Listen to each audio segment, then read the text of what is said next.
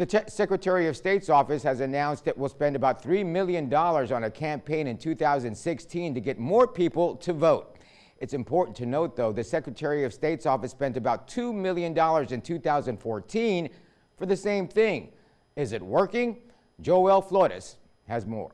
Voter education is the main focus for Texas in 2016. Yesterday, only 11% of registered voters made it out to the polls, but it was the best turnouts in the past 3 years. Voters are more engaged than they have been before, and we had more people come out to the polls and vote on a constitutional amendment election, which tends to be a lower turnout election. You don't have candidates who are out there creating interest, or people who are voting for candidates that they have a vested interest in. The organization Act Now spent all of Election Day Tuesday in their office informing and helping voters get to their nearest voting centers. We started promoting the election since way before.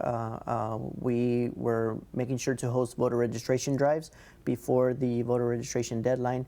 And then after the voter registration deadline, of course, promoting the election to make sure that more people participated. With just under 14 million registered voters in the state of Texas, Alicia Pierce, spokeswoman for the Secretary of State's office, says there will be more people registering, and that is why funds like these are necessary for an educational and promotional boost among Texas residents. I anticipate we will probably have record-setting number of registered voters here in Texas for 2016. It's really important that the Secretary of State has decided to take on this initiative because it allows people to get educated on the process of voting and also how important it is to be involved. I think that more people being educated as far as knowing how to register, what documents they need to get to the polls or to be able to cast a ballot, I think it's quite important. Joel Flores, CBS 4 News and ValleyCentral.com.